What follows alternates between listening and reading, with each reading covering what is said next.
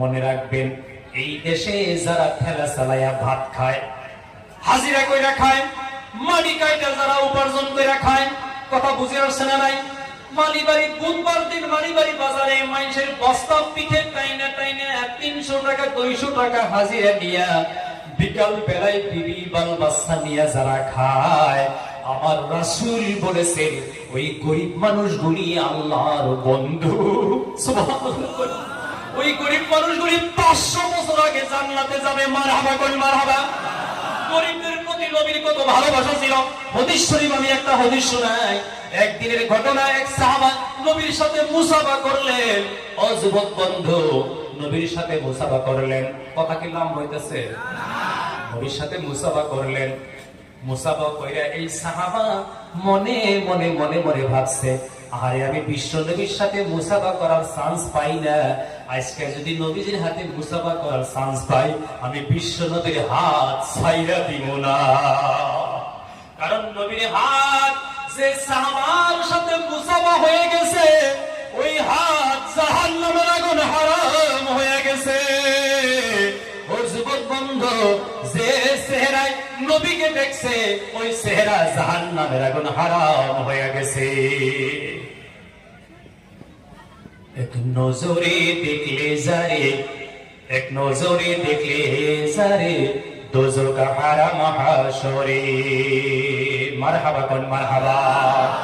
এক নজরে দেখলে যারে, এক নজরে দেখলে যারে, দোজখ হারাম হাশরে। আমাকে লইয়া চলো, আমাকে নিয়ে চলো নবীজির দরবারে। আমি অধম হিন্দুস্তানে,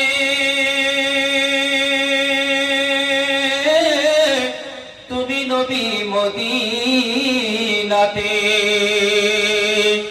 দয়া করে দিও দেখা, দয়া করে দিও দেখা, রোজ হাসরে দিও দেখা, কথা বলবো গোপনে। জোরে কোন আমি।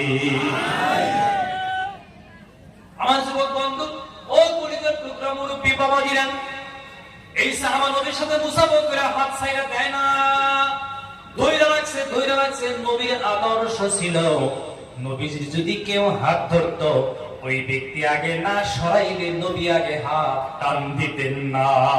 ইসলাম কত দামি, সুবহানাল্লাহ। নবী আগে হাত সরাইতেন না। এই সাহাবা ধইরা রইছে, ছাড়ে না, নবী তো আগে সরাবেই না। বহুত সময় পার হয়ে গেল, অন্য সাহাবা এরা বলল, ভাই ছেড়ে দাও, নবী তো আগে ছাড়বে না, ছেড়ে দাও ছেড়ে দাও। ছেড়ে দেওয়ার পরে নবী বললে, ও সাহাবা, তুমি কি কাম করো? তোমার হাতটা বড় শক্ত হইয়া গেছে, কি কাম করো?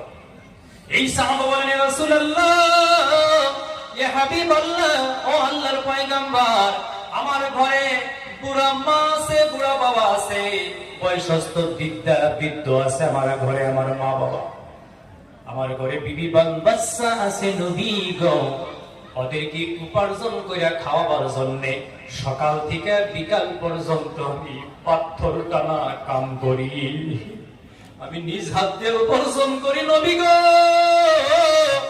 আমি নিজ হাত দিয়ে উপার্জন করি নবী গো। ওই জন্য পাথর টানতে টানতে আমার হাত শক্ত হয়ে গেছে। আল্লাহর নবী বলেন, যে হাত মা বাবা, বিবি বাল বাচ্চা, ছোট ছোট বোন ভাইদেরকে খাওয়াবার জন্য ইনকাম করতে গিয়ে, খেলা চালাইতে গিয়ে, বস্তা টানতে গিয়ে, পাথর টানতে গিয়ে, বাঁশ টানতে গিয়ে, ধান কাটতে গিয়ে, মাটি কাটতে গিয়ে, হাজিরা করতে গিয়ে শক্ত হয়ে যায়, ওই হাতের মধ্যে আমি রাসূল একটা সুমা দেওয়া অজীব হয়ে যায়। তোমার হাতটা দেও, যে হাত দিয়ে বাবারে মারে কামাই করে খাও, আল্লাহু আকবার বল। তোমার হাতটা দেও, তোমার হাতে আমি রাসূল একটা সুমা দিব। আর আমি রাসূল বলে দিলাম, তোমার ওই হাত জান্নাতে যাওয়ার জন্য উপযোগী হয়ে গেছে।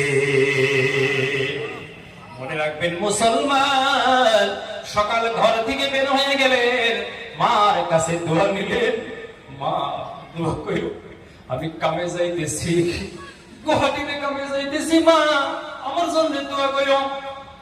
আপনি কামে যাবেন, যতটা কদম দিবেন, যত সময় আপনি কাম করবেন, যতদিন আপনি মেঘালয় কয়লার বিপদে থাকবেন, মা বাবাকে উপার্জন, বিবি বাল বাচ্চাকে খাওয়াবার জন্য আপনার আমল নামার মধ্যে সদকা সওয়াব লেখা হবে। আমাদের এইখানের কয়জন, দুইজন নাকি কয়লার বিপদে মারা গেছিল না? বিবি বাল বাচ্চাকে পালতে গেছিল বন্ধ।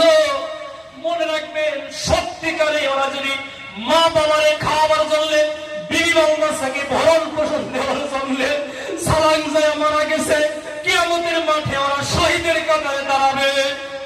তার কারণ নবী বলেছেন, মার জন্য যদি ইনকাম করো, বাবার জন্য যদি তুমি ইনকাম করো, তোমার এই সমস্ত ইনকাম সদকায় পরিণত হয়ে যাবে। আমার যুবক বন্ধু, আপনার চাকরি, আপনার বিজনেস, আপনার ঠিকাদারি, আপনার খেতিবাতি, আপনার ধান খেতি, আপনার মরাপাট খেতির থেকে যত ইনকাম আপনার জীবনে হবে, আপনার ইনকাম থেকে সর্বপ্রথম আপনি যার জন্য খরচ করবেন তিনি হইলেন বাবা আর মা।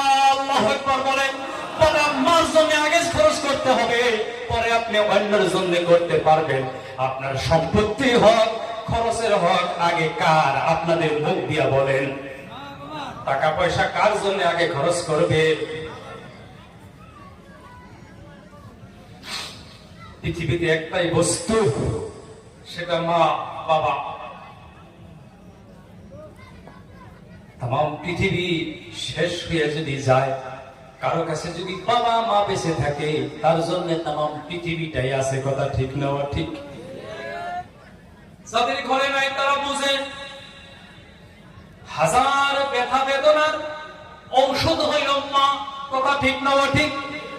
যিনি বলবার আগে, প্রকাশ করবার আগে বুঝতে পারে মনের ভাব, তার নাম হইল মা। বিদেশ থেকে আসলে পরিবারের অন্য সদস্য অন্য বস্তুর দাবি করে, মা বলে আগে কয়টা ভাত খাও। আমরা মা বাবার হক আদায় করব না ভাই।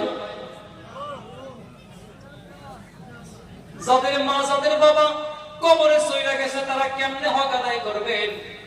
ও বন্ধু, রাসূল বলেছেন, বেশি বেশি করে মা বাবার কবরের কাছে যাইয়া জিয়ারত করো, হক আদায় হয়ে যাবে।